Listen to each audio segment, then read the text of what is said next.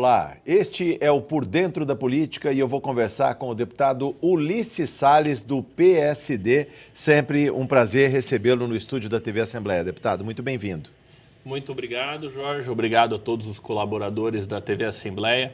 E é uma grande satisfação novamente participar do programa aqui junto com vocês.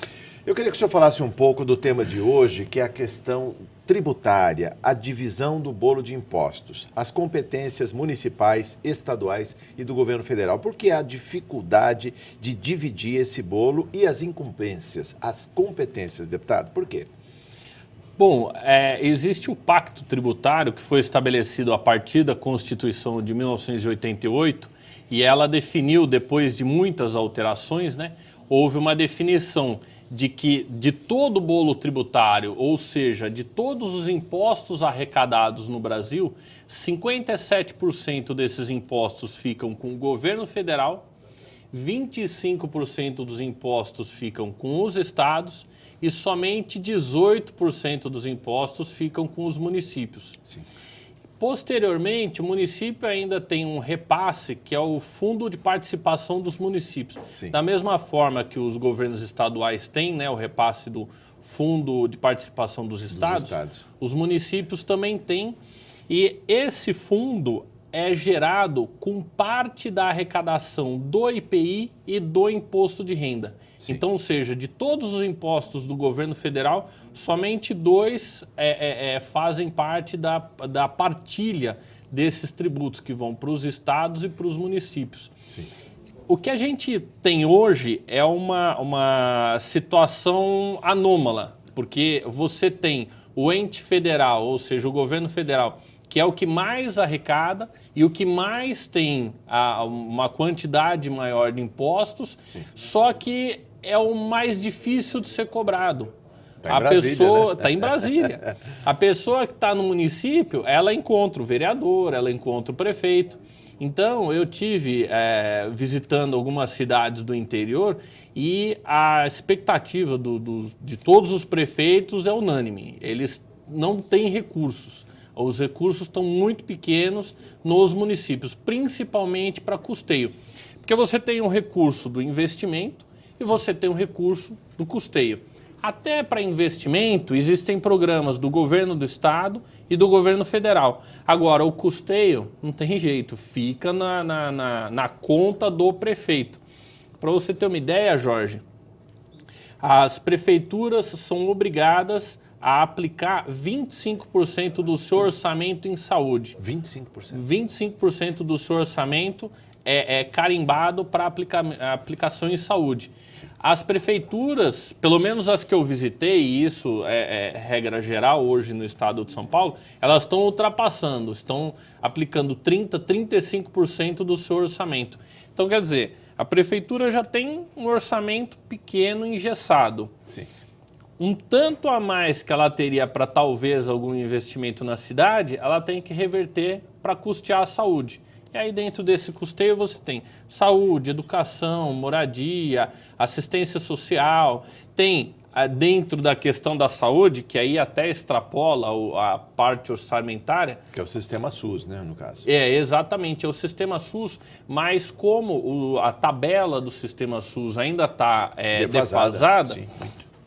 Então, o que o governo federal repassa através do sistema SUS não é suficiente. A complementação quem tem que dar é o município. É o município, a linha de frente ali no atendimento. Exatamente. Fora as decisões judiciais contra os prefeitos, obrigando-os a custear remédios que não estejam na rede municipal de saúde. Sim. A população não tem nada a ver com isso. Isso tem que ser responsabilidade do prefeito, governo do estado, governo federal. Sim. Mas a bomba sempre explode na mão do prefeito. Essa é uma questão que a gente precisa discutir e resolver. Deputado, enquanto conversamos, eu vejo aqui no impostômetro, eu vou conferir direitinho, são 315 bilhões, 163 milhões, 200, já mudou, 433 mil. As pessoas não querem mais pagar impostos, não aguentam mais e cobram do prefeito, que é quem tem a fatia menor.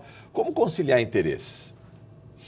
Essa que é a grande questão, né? Essa é a grande questão e isso é bastante complicado, porque, veja, nessa divisão dos tributos, a prefeitura fica com o menor bônus, ou seja, com a menor arrecadação, em contrapartida ela tem a maior responsabilidade. E é o que eu dizia para os prefeitos que eu visitei nesses dias, que o prefeito, todo mundo sabe onde mora, todo mundo sabe onde a esposa dele, o salão de beleza que a esposa frequenta, a escola onde os filhos estão matriculados. Então, quer dizer... Cobrança é corpo a corpo. É corpo a corpo. O prefeito é que está na ponta da lança e ele que dá essa resposta para o munícipe. Os prefeitos precisam ser muito criativos. Até ontem eu estou fazendo um curso de pós-graduação na USP sobre planejamento e gestão de cidades. Sim. E ontem, na nossa aula, foi dado conta que na administração do CASAB, na Prefeitura de São Paulo, foi com a criação dos CEPACs, né, que são autorizações... Certificados de potencial de construção, né? Exatamente, exatamente. Com a venda desses CEPACs, a Prefeitura já conseguiu arrecadar mais de 6 bilhões de reais. Não digo que essa é a solução para todos os municípios, até porque o mercado imobiliário nos municípios diferencia muito, sim, mas, enfim, os prefeitos têm que ser criativos. Até que a gente tenha a reforma tributária. Sim. Porque dentro da reforma tributária, a gente tem que mexer no pacto federativo, porque da forma como está, não dá para continuar. Para você ter uma ideia, um dos municípios que eu visitei, foi ofertado a ele, pelo governo do estado, uma creche. E o prefeito disse o seguinte: olha, o meu déficit de creche no município é muito pequeno. Eu não preciso, daqui a pouco eu vou conseguir atender a todo esse déficit. Se o governo do estado me der uma creche, o custeio fica comigo. E a parte do custeio é mais cara do que a estrutura da creche. Então, é uma engenharia complicada de se resolver, principalmente agora, o ano de 2013, 2014, 2015, que o Brasil está tendo uma diminuição na arrecadação. Sim. Essa é uma rotina que os prefeitos vão ter que enfrentar ainda nesse ano de 2015, 2016, com expectativa de em 2017 melhorar alguma coisa. O senhor falou de uma grande cidade, São Paulo, e a arrecadação pura e simples de um certificado chamado CEPAC, que aumenta o potencial construtivo, em troca vem para o cofre municipal um recurso a mais que pode ser, inclusive, reinvestido na região e também para a construção de moradias populares, moradias de interesse social. Mas vamos pegar uma pequena cidade, Guareí, por exemplo. Guareí, como fica? É complicado. Você sabe que também o gasto da prefeitura ele tem que ser melhor qualificado. Sim. Vou te trazer um outro exemplo de uma cidade que é a Estância Turística. E a Estância Turística, ela recebe um recurso diferenciado. Do DAD. Isso, exatamente. Do governo do estado. Um prefeito, eu fui visitar o prefeito atual. O prefeito anterior pegou o recurso recebido do DAD e fez um centro olímpico de primeiro mundo. Fez um centro olímpico muito bom, muito bonito, até eu estava passando de carro, vi lá. Só que o prefeito atual disse o seguinte: olha, nosso município é de 18 mil habitantes. Eu não tenho público aqui e nem na região para utilizar esse centro olímpico. E eu, na prefeitura, também não tenho recurso para tocar esse centro olímpico. Então, quer dizer, é um recurso que vem para um município Estância para ele aplicar no turismo, justamente para fomentar mais o negócio dele, o turismo, e o prefeito vai, às vezes, por alguma conveniência política, aplica num equipamento desse que não vai ter serventia para o futuro. Sim. De outra forma, aí eu vou até dizer o município, Analândia. Analândia é um município pequeno, é uma estância também com próximo de 6 mil habitantes. O que o prefeito fez? Ele construiu uma cobertura sobre o principal calçadão da cidade. Isso sim é uma boa aplicação do recurso vindo do DAD. Sim. Porque embaixo dessa cobertura ele consegue colocar cerca de 4 mil pessoas. 4 mil pessoas. E o principal comércio, imagina, uma cidade de quase 6 mil habitantes é pequena. O principal comércio de todo o município se concentra ali. Virou um shopping center. Exatamente, exatamente. Um shopping center a céu aberto. todos os eventos culturais e turísticos que o prefeito leva para a cidade, ele leva para aquele local. Sim. E a cobertura, logicamente, evita a chuva Sim. e o sol. Então, ele consegue aglomerar uma quantidade grande de pessoas lá.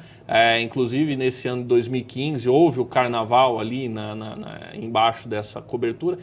Então, a gente precisa mediar isso, fazer a boa aplicação do recurso. O deputado Ulisses Salles fala de Analândia, inclusive com muito carinho, porque ele também tem laços com a cidade vizinha ali, muito próxima, que é São Carlos, né, Exato, exatamente. Está ali do lado, Analândia e São Carlos. Mas eu queria que o senhor falasse também no caso das cidades médias, elas também têm muitas dificuldades. Aliás, algumas têm as dificuldades das metrópoles, têm problemas com enchentes, né, que é a questão premente para áreas de encostas, de riscos.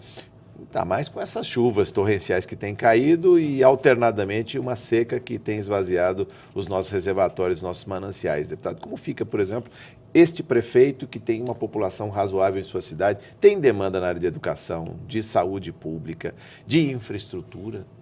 Tem de deputado vindo, de prefeito vindo buscar nos deputados emenda para fazer recap nas suas cidades? Exato.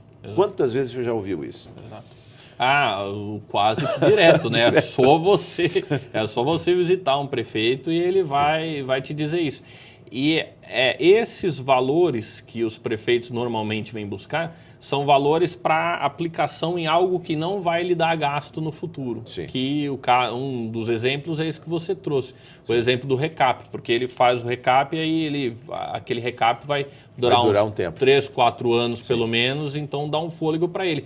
Se ele não conseguir isso através de uma emenda parlamentar ou através de um programa, seja do governo estadual ou governo federal, ele vai ter que tirar do caixa da prefeitura. O caixa da prefeitura hoje vai ficar descoberto em algum lado. Vai ficar descoberto. Sim. O que as prefeituras também têm que fazer é descobrir a vocação do município. Ou, se o município ainda não foi descoberto, criar uma vocação para esse município para que ele consiga aumentar, gerar mais empregos, gerar mais renda e, consequentemente, gerar mais arrecadação para o município. Sim.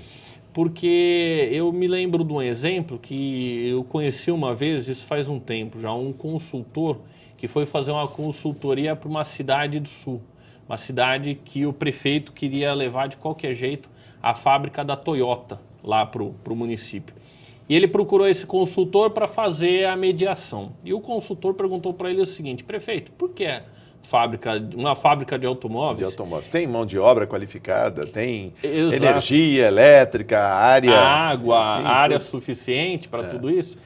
E uma outra característica, quando o mercado está muito aquecido, a fábrica de automóveis está contratando muito. O mercado desaquece, a fábrica de automóveis demite. E aí o senhor vai ficar com esse passivo na cidade. Enfim, o consultor foi até a cidade, fez uma pesquisa aprofundada e ele descobriu que era uma das principais cidades produtoras no Brasil de seda.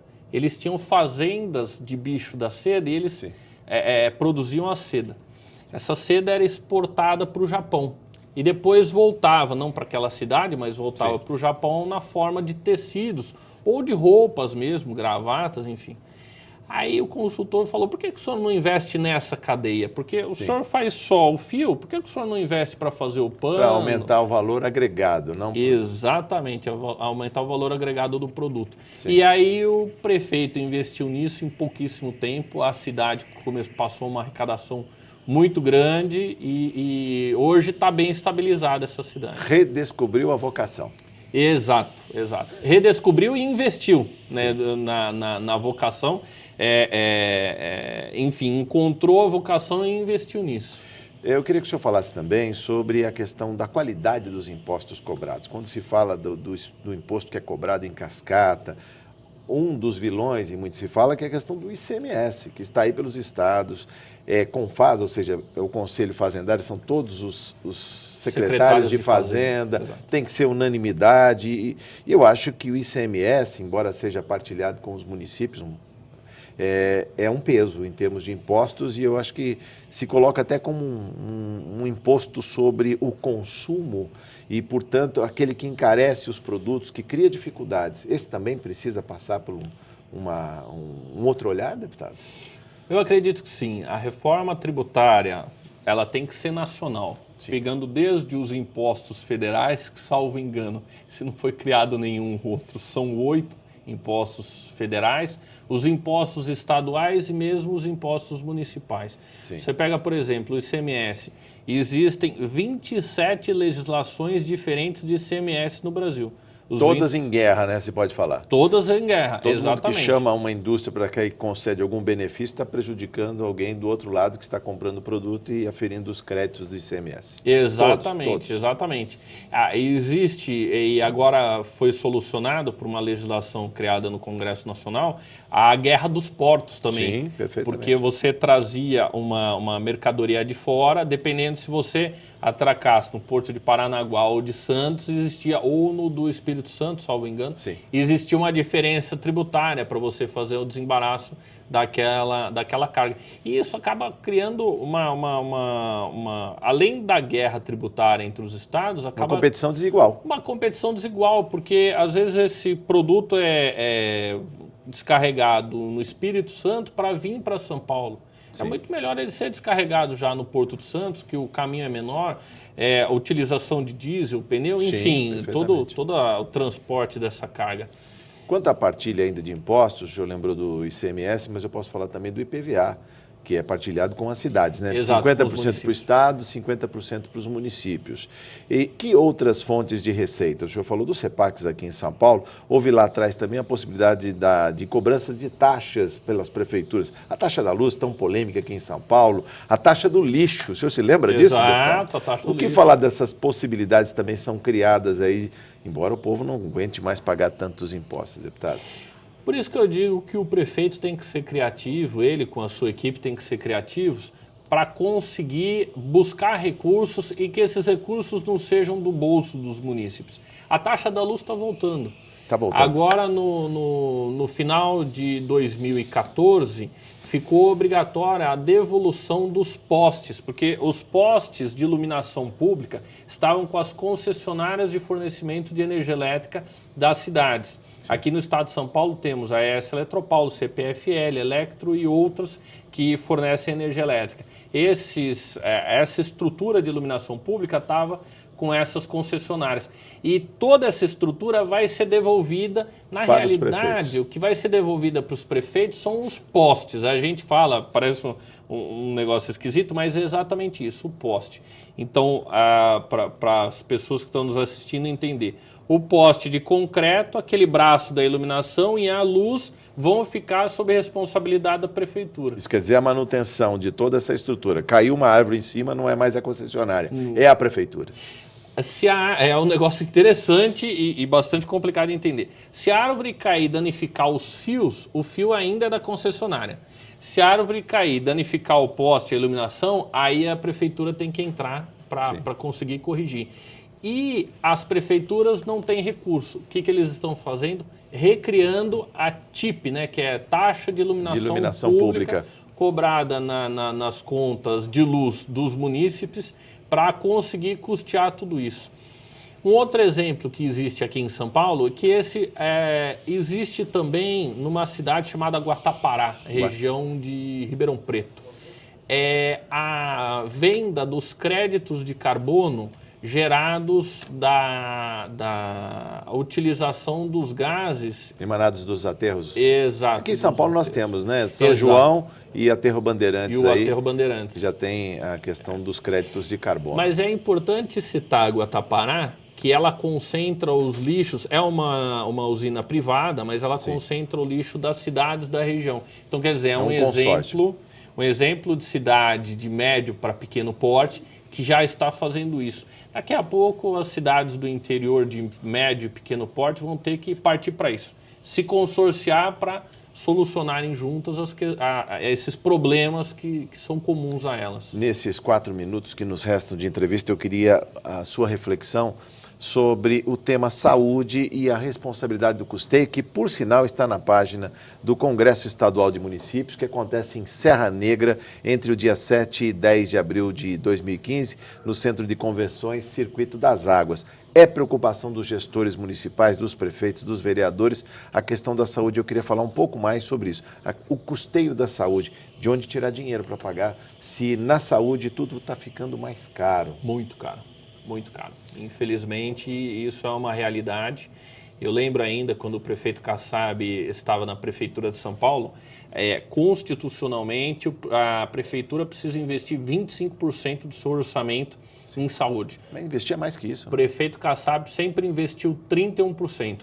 E eu lembro que ele me dizia que se a prefeitura tivesse capacidade para investir 50% em saúde, ainda seria pouco para conseguir consertar todos os gargalos que a gente tem. Mas não é o preço da excelência, deputado, porque onde se tem um serviço de excelência, a busca, já que a porta do SUS é universal, vem de todos os lados, ou seja, vem gente da Amazônia, do Nordeste, buscar serviços médicos de saúde aqui em São Paulo. E quem paga essa conta? Somos nós aqui. Somos nós, exatamente, exatamente.